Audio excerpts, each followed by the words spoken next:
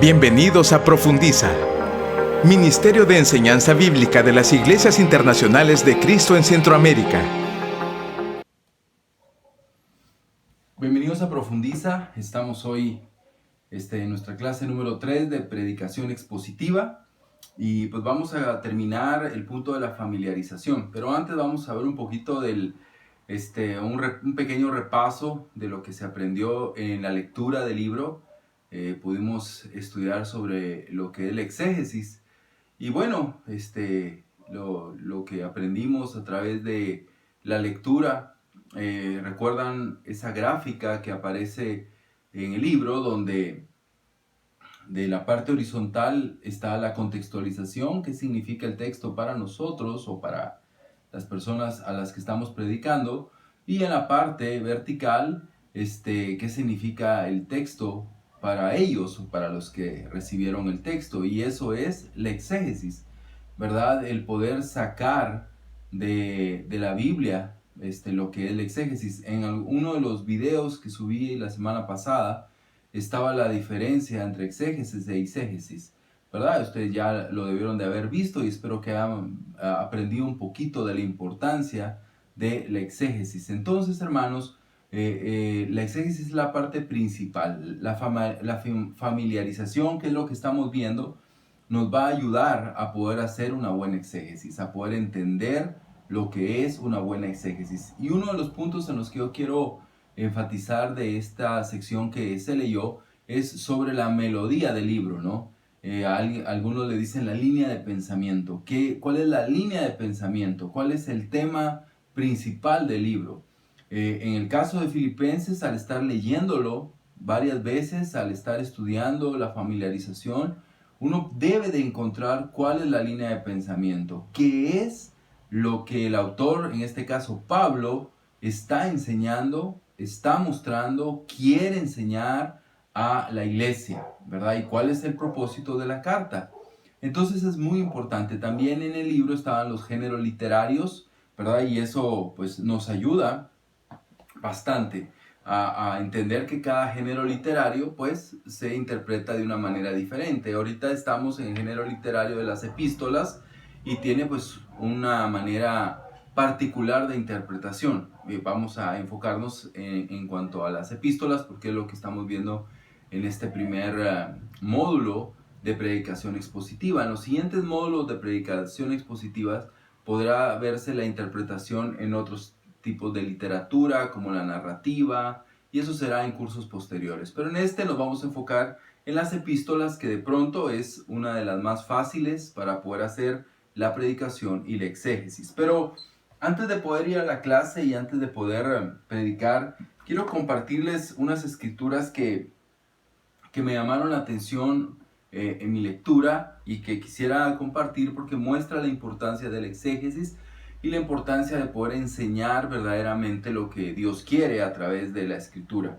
Y está en Jeremías capítulo 8. El contexto de esta parte del libro es años antes del exilio, ¿verdad? Jeremías escribe antes del exilio y en el exilio. Él sufre, por eso le es llamado el profeta llorón, porque él sufre por el pueblo, ¿no? Llora al ver el pueblo y la destrucción de Jerusalén, y también se queja también de su situación. Pero bueno, antes del exilio, en este tiempo donde Dios está emitiendo un juicio hacia el pueblo de Israel o el pueblo judío, principalmente, está diciendo lo siguiente, y en el capítulo 8, versículo 8 dice: ¿cómo se atreven a decir somos sabios? La ley del Señor nos apoya. ¿Quiénes decían eso? Lo decían el profeta, los profetas y los sacerdotes, los encargados, digámoslo así, de la predicación y de la exposición del mensaje. Si la pluma engañosa de los escribas ha falsificado, los sabios serán avergonzados, serán atrapados y abatidos si han rechazado la palabra del Señor. ¿Qué sabiduría pueden tener? Y lo que vemos acá es Dios emitiendo un juicio. Estos líderes espirituales, entre comillas, En lugar de exponer la palabra de Dios, ellos estaban falsificando la palabra de Dios. Los escribas estaban falsificando la palabra de Dios. Y eso, aunque nosotros no echamos mano del texto, sí lo echamos en la predicación con nuestra lengua. Y nosotros podemos falsificar el mensaje de Dios al no realizar una correcta exégesis. Podemos decir algo que Dios no está diciendo, ¿verdad? La lectura de la contextualización de la semana pasada o antepasada era bastante fuerte de los errores que podemos cometer. En nuestro caso, espero, inconscientemente. Pero llega el momento donde puede ser conscientemente cuando somos negligentes con el estudio bíblico. En el versículo 11 dice, curan por encima las heridas de mi pueblo y les desean paz, paz, cuando en realidad no hay paz.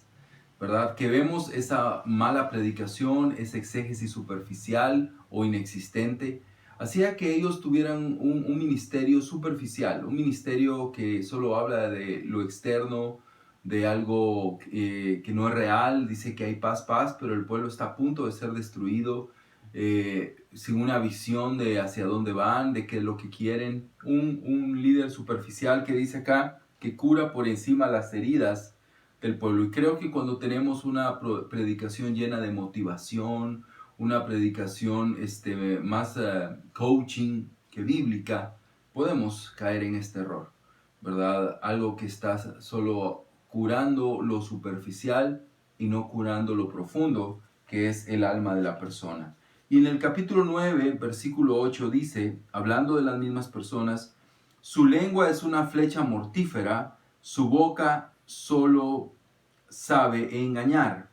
Hablan cordialmente a su amigo, mientras en su interior le tienden una trampa.